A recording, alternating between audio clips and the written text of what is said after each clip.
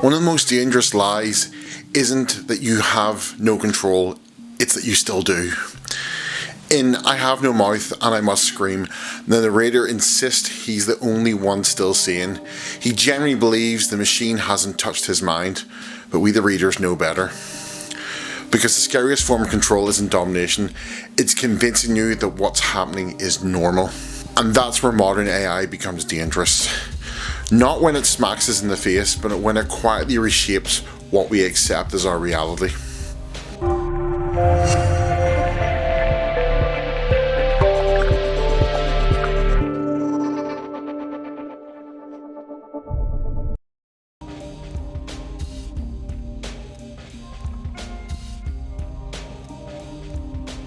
I think, therefore I am. The idea comes from René Descartes, and it argues that consciousness is proof of existence, and that's exactly what makes I Have No Mouth and I Must Scream so disturbing. Written in 1967 by Harlan Ellison, a man who, among other things, has wrote many sci-fi classics and some of the classic original episodes of Star Trek, the original series. The story imagines a future where a supercomputer wipes out humanity, except for 5 people. They're kept alive indefinitely. They can think, they can feel, but they have no control.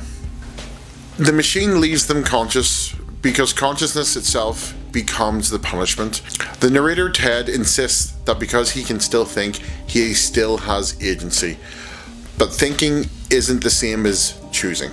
Also, Ted is an unreliable narrator. And that distinction matters. Because this story isn't really about an evil supercomputer.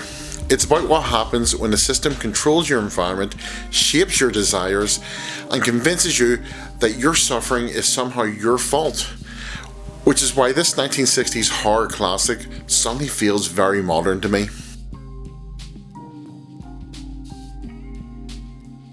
Ellison shows the loss of agency most clearly through the survivors themselves. One character, Benny, used to be a brilliant academic, intelligent, articulate, respected, handsome. But the machine doesn't kill that part of him, it erodes it. His body is altered, his intelligence is degraded, his identity is warped until what remains barely resembles what he once was. It's actually more like a very primitive human. It's an insult to him in particular. He's still alive, he's conscious, but he is no longer himself. And that's the point. Agency isn't removed through force, it's eroded. When a system predicts your behavior well enough, it doesn't need to control you, it just nudges you. Over time, you don't just consume content, your emotional responses are trained. You think you're choosing what to watch, but the system is choosing who you become tomorrow. And that's terrifying. Look at the algorithm, what it feeds you. If you start clicking on stuff you don't expect to click on, you don't normally do, for instance, like you could end up down a left or right wing rabbit hole of things that you don't believe, and it's quite scary what the algorithm will feed you eventually.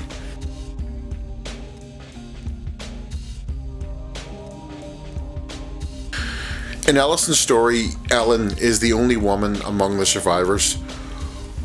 One of the punishments she endures is repeated sexual abuse, a violation engineered by the machine, not a choice. Ted constantly frames her suffering through his resentment. He sexualizes her, he blames her, he treats her as responsible for what's happening, even though she has no control over this. None of them do, actually. She has no agency in this situation. The mindset should feel familiar.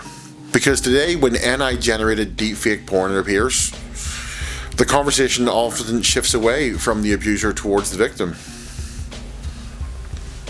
And this isn't maybe just porn, it could just be stripping someone down to bikini, which in itself is a form of pornography, I feel. That's why I'm talking about this, because of the Grok situation. I know it's apparently been amended, but give it time and we'll see what happens. We all know about it. Grok was used to create underage images, to strip women against their will. It's just disturbing, and some people came out in defense of it. defense of the indefensible. Hey guys, David from the future. Just editing the video to put up here, and there has been some changes in the legislation, but it's nothing. People can still use grok. There's always ways around it, and I'm just very disappointed in this. Hopefully things will get better in the future. Anyway, back to the video, guys. People ask, if she didn't want attention, why post photos? If she didn't want attention, why be online? If she didn't want attention, why not set everything to private? That logic turns the victim into an accomplice. Tools now exist that can manipulate images of a man, a woman, or even a child, place them into explicit or degrading scenarios without their consent, without their knowledge. It's just disgusting. There's no recourse for it. The body becomes edible. Identity becomes content. And consent becomes irrelevant. And just like Ted, some people respond not with empathy, but with entitlement. In this one scenario, Ted isn't the hero, he's a warning. And yes, he does something pretty heroic at the end of the book, but that's not the point right now. Ted is a warning about what happens when loss of power turns into blame.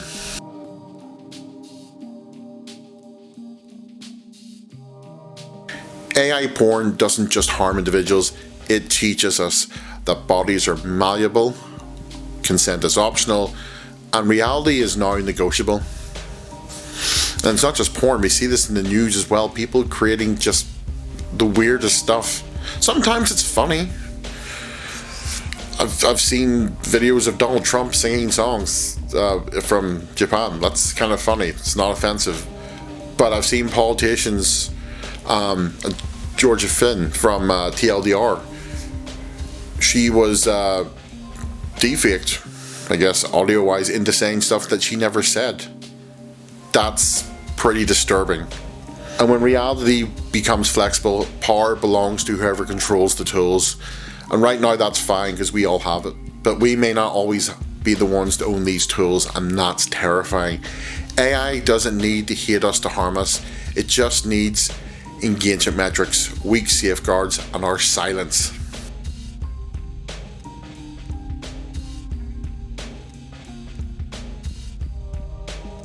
If we don't demand ethical limits, consent to protections, and real accountability, we risk becoming passive characters in a system designed to optimize everything except human dignity. Because the real horror isn't AI becoming human, it's humans becoming data. Data used by the lowest of us to shame and bring down those who just don't deserve it.